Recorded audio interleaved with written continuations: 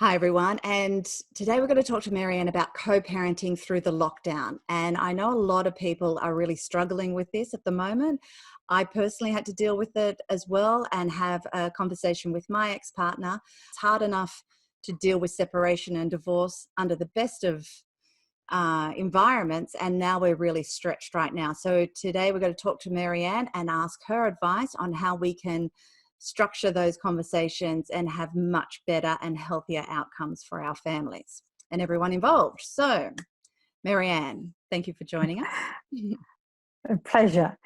So, Selena, what I'd love to do first is to start the conversation coaching you about your experience.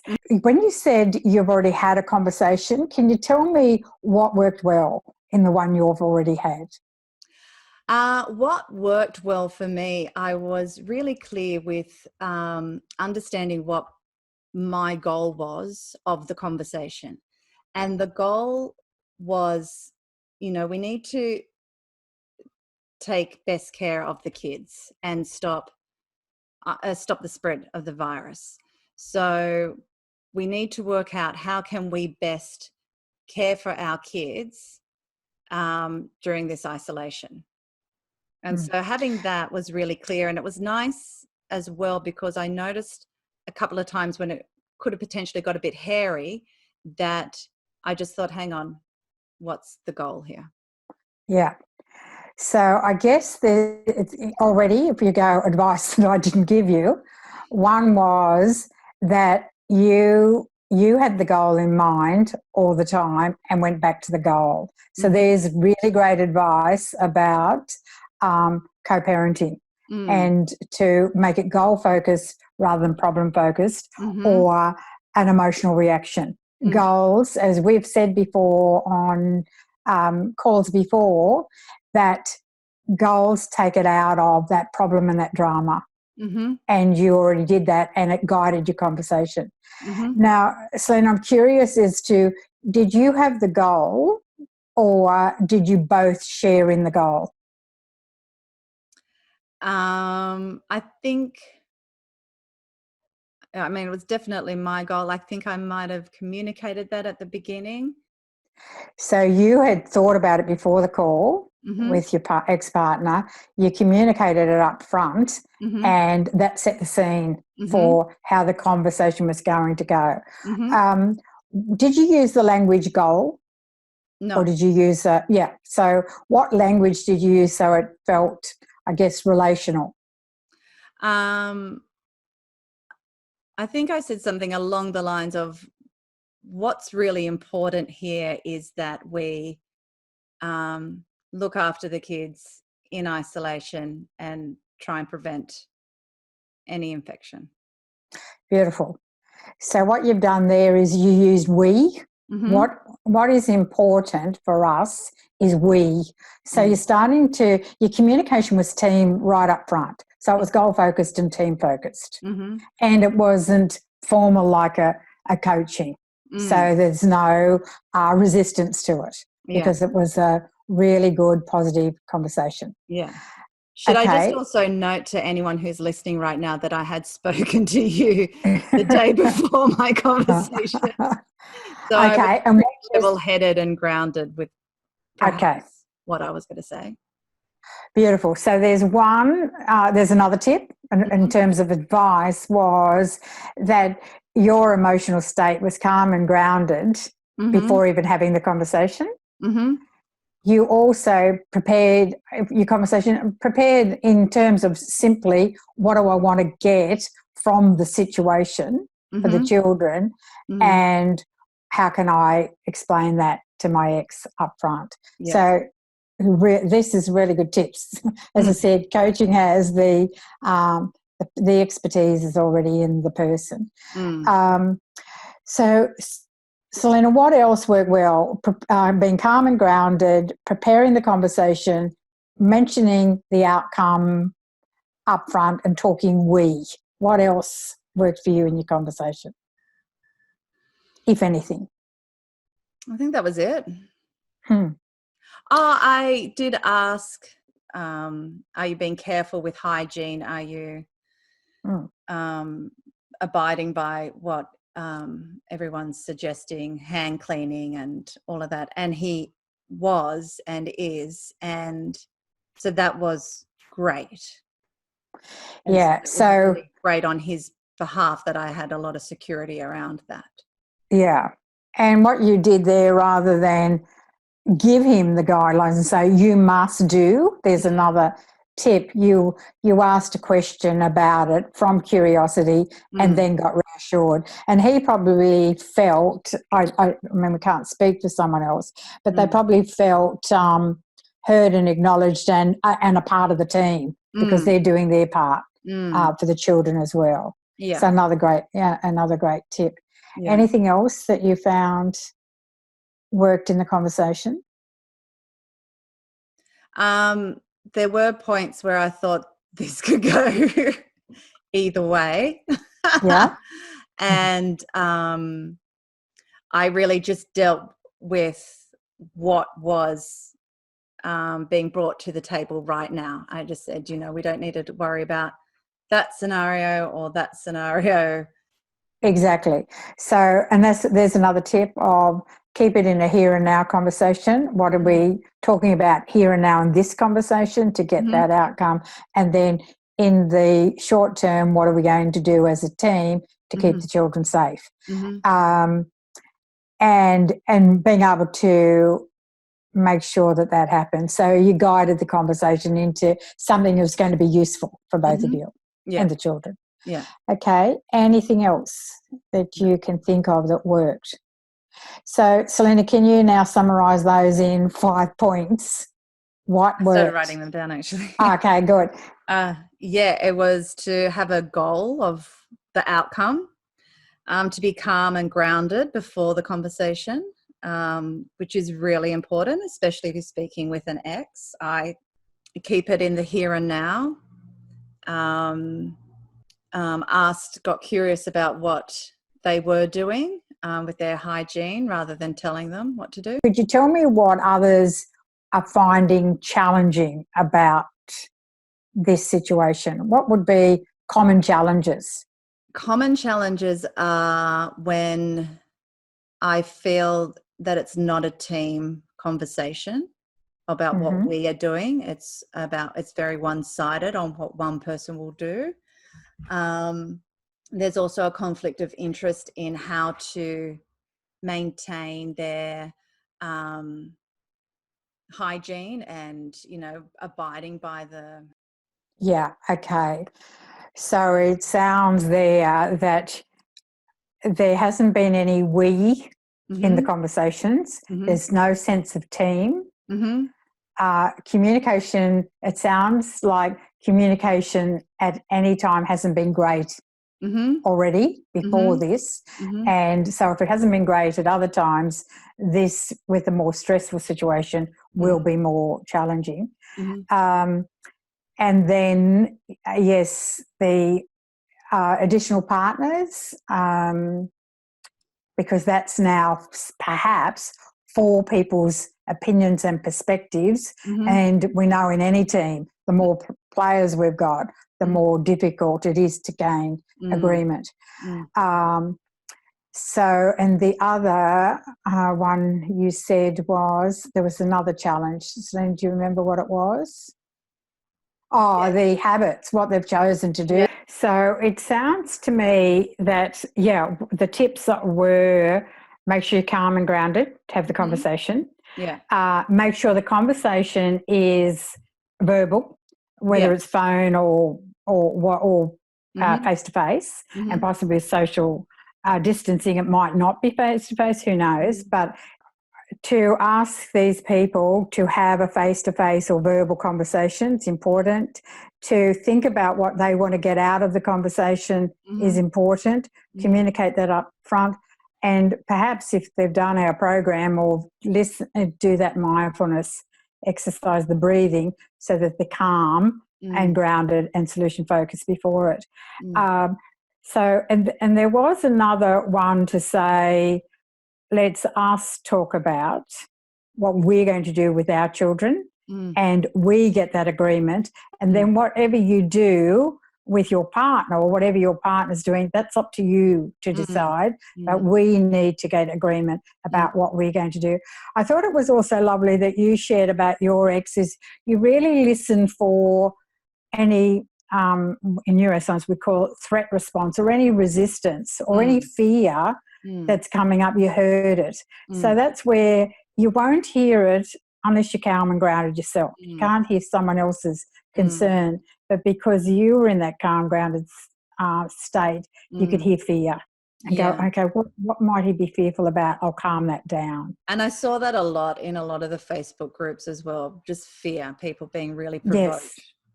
I think we've given lots of great tips there. I guess the challenge that we haven't addressed in our conversation was when your ex is going to choose to do something with the children that you're not really happy with. Yes, exactly. And how do we support them? And I guess whilst your behaviours may be different, I guess it's listening to what they're going to do and will it still achieve the goal? It might be different to you, but will it keep the children safe? Will it keep family members and older or vulnerable people safe? Have we got this common goal, us and our ex, to say, this is what we're going to do? So every time you put your practices forward, or your partner does, ex-partner, and it's different to yours, I guess you need to put it through the filter. Will it keep my children safe? Will it keep our community safe? Even though it's different. And what if they feel no? I guess it's asking that question, because I thought you did a great job in your conversation with your ex. You didn't tell them. You didn't say that won't keep them safe. You asked, what are you doing? And you just asked the question of the ex to say, can you tell me how you think that's going to get our goal, that it's going to keep our children safe and keep the community safe? Can you explain that to me? Yeah, but I guess that's where a lot of people are having the hassle, is because the other parent is maybe letting the kids out and not staying at home, and being dangerous in their behaviour. Okay. So I think the first one is have the goal, see if they've got the same goal, because perhaps they haven't even got the same goal up front. And then the behaviours are different.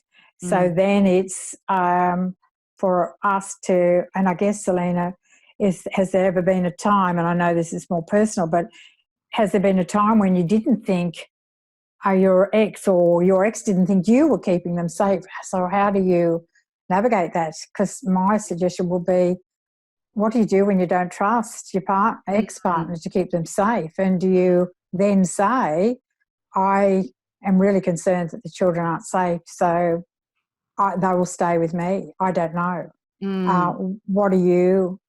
What do you think is going to work there? Because that would be my primal need. If my partner wasn't going to guarantee me their safety and we didn't have the same goal, I would or be even suggesting. It's like maybe your kids are safe, but maybe your partner's bringing in kids who to come and stay with you, and you don't think that they're abiding by the rules, so you don't want them infecting in your house as well. That was a thing that came up. I guess what it would come down to, if that was the case, if I really felt if other people were coming into my house and I thought that they were going to threaten my kids, then I would say no, then that, during this time, that can't happen. We can Zoom, we can chat, we can do other things, and then if that's still not an option, okay, the kids come into the house, they get all their clothes off, they change immediately, they wash their hands, and they practice really good hygiene at your house. And I guess that's all you can do in that scenario. And then try and teach the kids why this is so important. This is really important. Yes. So I guess it's back to that circle of control of what have you got control over, is when they return, what's the practices you have. The other is to educate the children so that no matter where they are, they can take responsibility for their behaviour and their practices. Yeah.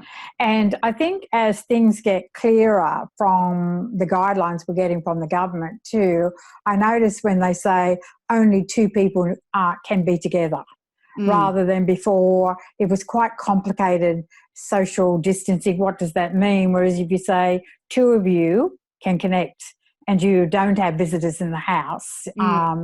So I think the clearer the guidelines, because to me it then becomes a legal thing. It's a bit like you wouldn't give your child alcohol. It's unsafe and it's illegal. So therefore, in this case, what is unsafe and what is illegal? And as the guidelines are much more specific, it's saying, I want you to follow the guidelines that we've been given by the government. Yeah.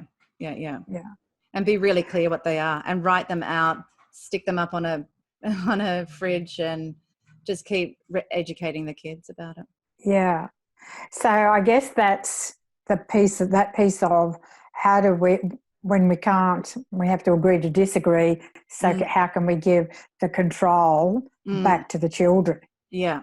Trust them in that. And I guess it depends how old, but it's incredible how little children can challenge their parents. And I meant that in a good way. Yeah. Because I was thinking about my granddaughter says to her father, Daddy, you have to talk to Mummy if they're having some silent treatment. So she's telling them what to do, and she's two. So I'm sure these children, no matter what age, are being really educated in safe practice. Yeah. And maybe they're the educators of their parents. Yeah. Selena, do you think we have covered it? Because we were really concerned you've had success already and we've given those tips.